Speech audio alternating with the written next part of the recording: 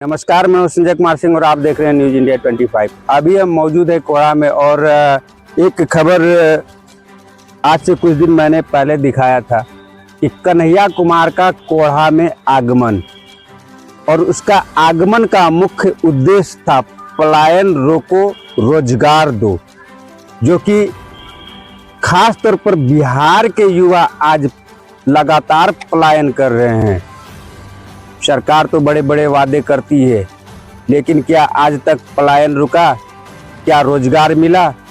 नहीं। इसी यात्रा को लेकर कन्हैया कुमार कटिहार जिला अंतर्गत कोढ़ा प्रखंड के खेरिया में किस कदर अपने वचनों से संबोधित कर रहे हैं यहाँ के जनता को, आइए बताने का प्रयत्न करते हैं और आपको स्क्रीन पर दिखाते हैं। एक एक शब्द को गौर से सुनिए और देखिए।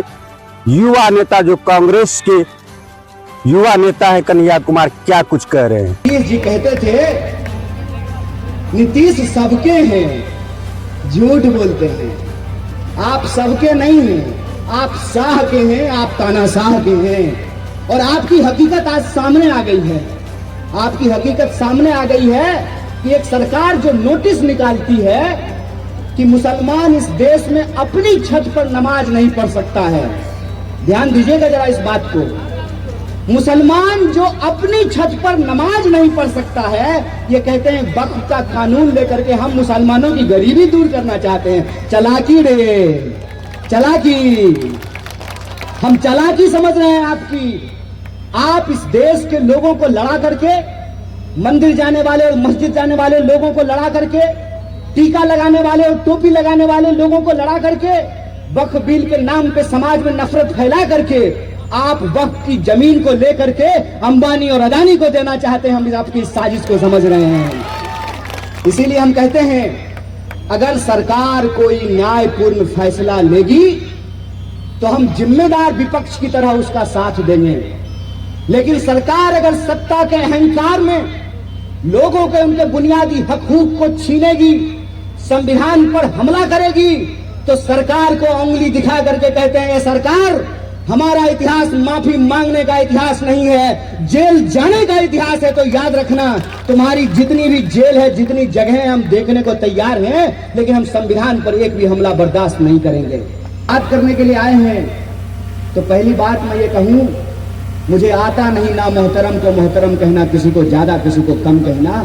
जो कहूंगा सच्ची बात कहूंगा, आपके हमारे दिल की बात कहूंगा। सबसे पहली बात तो ये, हम आपके बीच में कोई झूठा वादा करने के लिए नहीं आए हैं। हमारे पास अलादीन का चिराग नहीं है, हमारे हाथ में जो है कोई जादू की छड़ी नहीं है कि हम घुमा करके आपका सारा प्रॉब्लम और समस्या ठीक कर देंगे। ऐसी हम कोई वादा आपसे करने के लिए नहीं आए हैं, लेकिन एक भरोसा जरूर दिलाने के लिए आए हैं। इस देश के लोगों के टैक्स के पैसे से हमने पढ़ाई लिखाई की है, हमने आपका नमक खाया है, और जब हम आपका नमक खाए हैं तो कुछ भी हो जाए, नमक हरामी आपसे नहीं कर सकते हैं। आपके टैक्स के बदौलत पढ़ाई लिखाई किया है। हम सिर्फ एक वादा आपसे करने के लिए आए हैं। राहुल जी जब कन्याकुमारी से कश्मीर तक चल रहे थे तो एक बात बार बार कह रहे थे, डरो मत, यह देश किसी के बाप का नहीं है, यह देश जितना उनका है उतना हमारा भी है। किसी को भी डरने की जरूरत नहीं है। इस देश को आजादी किसी ने माफी मांग करके नहीं दिलवाई है। भगत सिंह ने हंसते हंसते फांसी के फंदे को चूमा है, गांधी ने सीने पे गोली खाई है, नेहरू जो है 15 साल जेल में बंद रहे हैं, सुभाष चंद्र बोस ने अपनी फौज बनाई है, उससे देश को आजादी मिली है। माफी मांगने से देश को आजादी नहीं मिली है। यह देश बना है तो यह देश बना है राम प्रसाद बिस्मिल और अशफाक उल्लाह खान की शहादत से मिला है। यह हमारी साझी शहादत है, यह हमारी साझी विरासत है।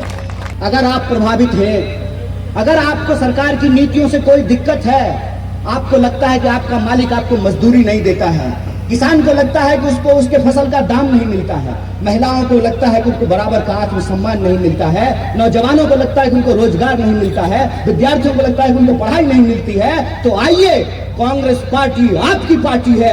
कदम से कदम मिला करके चलिए, इस सरकार की हम ईंट से ईंट बजाने के लिए तैयार हैं। इसीलिए आज हम आपसे कहने के लिए आए हैं कि मुझे कोई झूठा वादा नहीं करना है, मुझे कोई झूठ और नफरत की सियासत नहीं करनी है।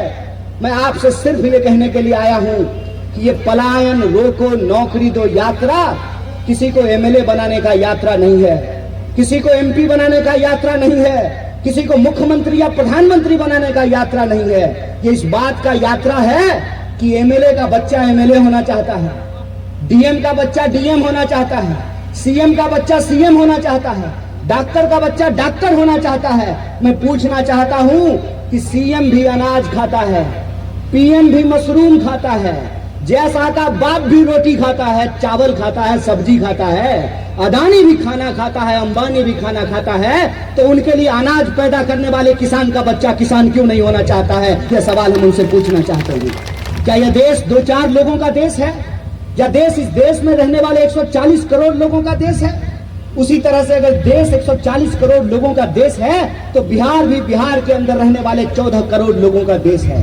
एक सवाल हमको बताइए सोच करके कि हम बिहार के लोग हैं, कश्मीर से लेकर के कन्याकुमारी तक हम सड़कें बनाते हैं, फैक्ट्रियां चलाते हैं। उस शहर में, जिस शहर में आप जाएं, वहां का डीएम भी बिहारी है और वहां का रेडी पटरी का ठेला लगाने वाला भी बिहारी है। हमारे अंदर अगर इतनी काबिलियत है, हमारे अंदर इतनी शक्ति है, तो हमारा एक सवाल है कि जिस मिट्टी पे हम पैदा हुए हैं, जो हमारी जन्मभूमि है, वो हमारी कर्म भूमि क्यों नहीं बनती है? यह सवाल हम आप लोगों से पूछना चाहते हैं। क्या नहीं है हमारे पास? हमारे पास विश्वविद्यालय थे, हमारे पास अस्पताल था, हमारे पास खान खदान, खेत खलिहान, हर चीज हमारे पास होने के बाद भी अपने लोगों को अपना घर बार छोड़ करके बाहर क्यों काम करने के लिए जाना पड़ता है? क्योंकि इस देश की सियासत ने नफरत की राजनीति की, इंसान को इंसान से लड़ाया, समाज को समाज से लड़ाया, इस टोले के लोगों को उस मोहल्ले के लोगों से लड़ाया। इसीलिए मैं आप सबसे निवेदन करने के लिए आया हूं, ऐ मेरे बिहार के वासियों, ये वक्त है कि हमको बिहार को बचाना है, इस देश के संविधान को बचाना है। और एक बात हम लोगों को बार बार कहनी है कि इस मिट्टी में हम पैदा लिए हैं तो सबको शिक्षा मिले, सबको काम मिले, ये सरकार की जिम्मेवारी है। सरकार अगर कहती है कि हमारे पास पैसा नहीं है, तो मैं सरकार से पूछना चाहता हूं कि मुख्यमंत्री जी को पेंशन मिलेगा, एमएलए साहब को पेंशन मिलेगा, मंत्री जी के लिए बंगला बनेगा, एमपी जी के लिए बंगला बनेगा, तो गरीब लोगों के लिए स्कूल और अस्पताल क्यों नहीं बनेगा, सड़कें क्यों नहीं बनेगी? यह सवाल मैं उनसे पूछना चाहता हूं। बात नीति और नियत की है, और उस नीति और नियत से हमने यही सीखा है कि इस देश से अगर आप प्रेम करेंगे तो लोगों की जो समस्या है उसका समाधान आप ढूंढ करके निकालेंगे। समस्या का समाधान जब सरकार नहीं दे पाती है, तभी इंसान को आपस में लड़ाया जाता है। इसीलिए हम कहते हैं, मगही में बड़ा एक मशहूर कवि हुए, वो कहते थे मथुरा प्रसाद नवीन कि जुल्मी बढ़लो तहू बढ़ी जा, जुल्मी बढ़ा है आप भी बढ़ जाओ, जुल्मी बढ़लो तहू बढ़ी जा, दुश्मन के छाती पर चढ़ जा, दुश्मन की छाती पर चढ़ जाइए। कहते हैं ना 56 इंच का छाती है, जरा देखते हैं नाप पर करके कि कितने इंच का छाती है। जुल्मी बढ़लो तहू बढ़ जा, दुश्मन के छाती पर चढ़ जा, भूख से तरफ के मरवा का है, मरने हो तो लड़के मर जा, भूख से तरफ करके क्यों मरना है? मरेंगे तो संघर्ष करके मरेंगे, अपने हक और अधिकार को लेकर के मरेंगे। हम आपसे यही अपील करने के लिए आए हैं।